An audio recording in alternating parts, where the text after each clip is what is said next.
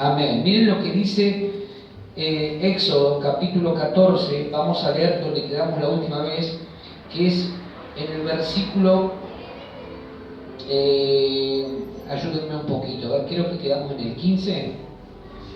en el 18. Todavía no me abre esto acá, está rebelde, está endemoniado, diría alguien por ahí. Está manifestada la tablet, no quiere saber nada. Vamos a leer a partir del 18 y vamos a leer hasta el 31. ¿Sí? Dice: y sabrán los egipcios que yo soy Jehová cuando me glorifique en Faraón en su, ¿qué más dice? En sus carros y en su gente de a caballo. Y el ángel de Dios que iba delante, quiero que presten atención a los detalles, el ángel de Dios que iba delante, ¿dónde iba el ángel de Dios? Del campamento de Israel, se apartó e iba en pos de ellos. ¿Sí? Y asimismo la columna de nube que iba delante de ellos se apartó y se puso ¿dónde? A sus espaldas. Presten atención a esto. A sus espaldas. Versículo 20. Dice: e iba entre el campamento de los egipcios y el campamento de Israel. Y era nube y tinieblas para aquellos, ¿para quiénes? Para los egipcios. Era nube y tinieblas para aquellos, y alumbraba a Israel de noche. Y en toda aquella noche nunca se acercaron los unos a los otros. Y extendió Moisés su mano sobre el mar, e hizo Jehová que el mar se retirase por recio viento oriental toda aquella noche. Y volvió el mar en seco, y las aguas quedaron divididas. Entonces los hijos de Israel, versículo 22, entraron por en medio del mar en seco, teniendo las aguas como muro a su derecha y a su izquierda. Y siguiéndolos los egipcios, entraron tras ellos hasta la mitad del mar, toda la caballería de Faraón, sus carros y su gente de a caballo. Aconteció a la vigilia de la mañana que Jehová miró el campamento de los egipcios desde la columna de fuego y nube. ¿Y qué hizo? Versículo 25, ¿qué hizo? ¿Cómo? No, versículo 25. Perdón, versículo 24. Fue desde la columna de fuego y nube y trastornó el campamento de los egipcios y quitó las ruedas de sus carros y los trastornó como gravemente.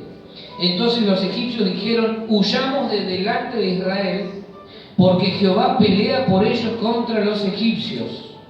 Fíjate el grado de revelación que en medio de la crisis estaban teniendo los egipcios. ¿Sí?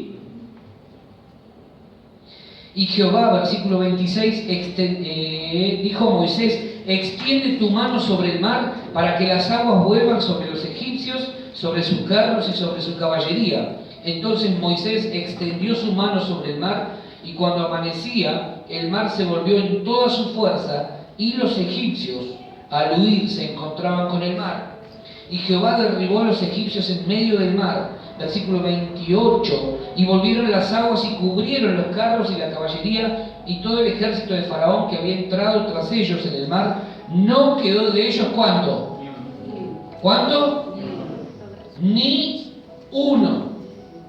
Y los hijos de Israel fueron por el medio del mar en seco, teniendo las aguas por muro a su derecha y a su izquierda. Así salvó Jehová aquel día a Israel de mano de los egipcios, e Israel vio a los egipcios muertos a la orilla del mar, y vio Israel aquel grande hecho que Jehová ejecutó contra los egipcios, y el pueblo temió a Jehová, y creyeron a Jehová y a Moisés su siervo.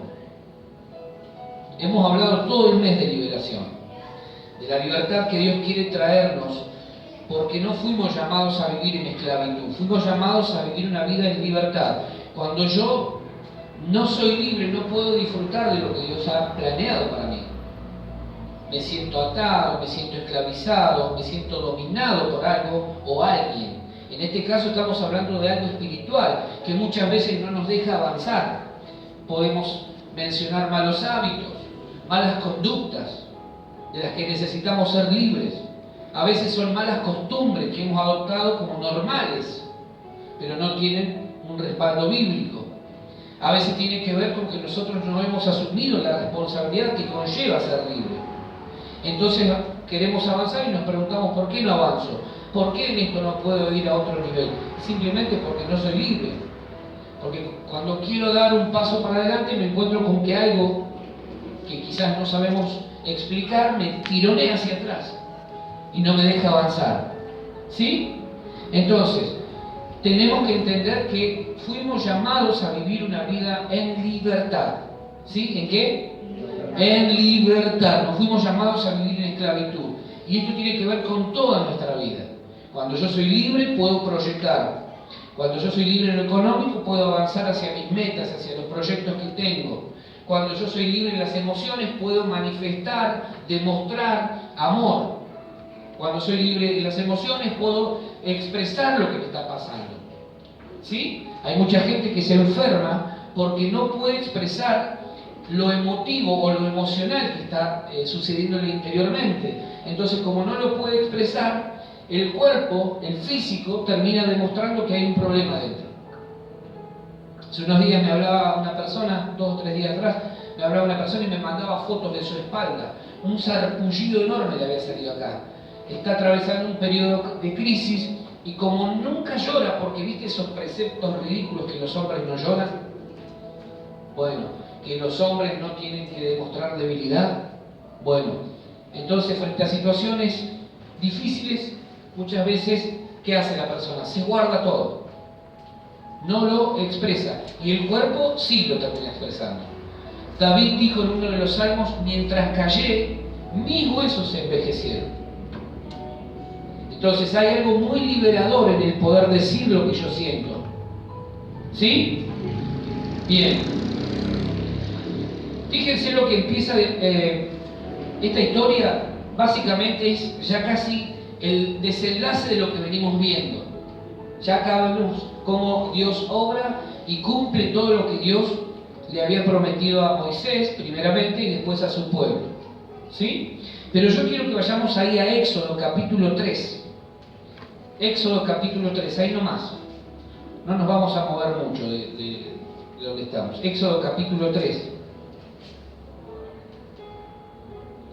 Éxodo capítulo 3, versículo 7, y vamos a leer hasta el 10. Y quiero que prestemos atención acá porque esto tiene que ver con lo que pasa en Éxodo 14. Dice, Éxodo 3, del 7 al 10, dice, dijo luego Jehová, bien he visto la aflicción de mi pueblo que está en Egipto, y he oído su clamor a causa de sus exactores, pues he conocido sus angustias, y he descendido para librarlos de mano de los egipcios, y sacarlos de aquella tierra a una tierra buena y ancha, a tierra que fluye leche y miel, a los lugares del cananeo, del eteo, del amorreo, del fereceo, del heveo, del jebuseo y de todos los feos. El clamor, pues, dice Dios, de los hijos de Israel ha venido delante de mí, y también he visto la opresión con que los egipcios los oprimen. Ven, le dice Dios a Moisés, por tanto ahora, y te enviaré a Faraón, para que saques de Egipto a mi pueblo, los hijos de Israel. ¿Sí? Lo primero que quiero mencionarte en esta tarde es que todo proceso de liberación en tu vida y en la mía empieza de rodillas. Empieza con un clamor, empieza con un ruego, con una súplica. Dios le dice a Moisés, he visto el clamor de mi pueblo allá en Egipto. ¿Sí? Todo proceso de liberación en tu vida y en la mía, primero empieza con un clamor, con una búsqueda en secreto que yo hago a Dios. Busco a Dios. ¿Sí? Y dice Dios que Dios ve. Dios no se queda sin hacer nada. Miralo, hay 4 perdón, yo soy buenísimo con los números, por eso es así.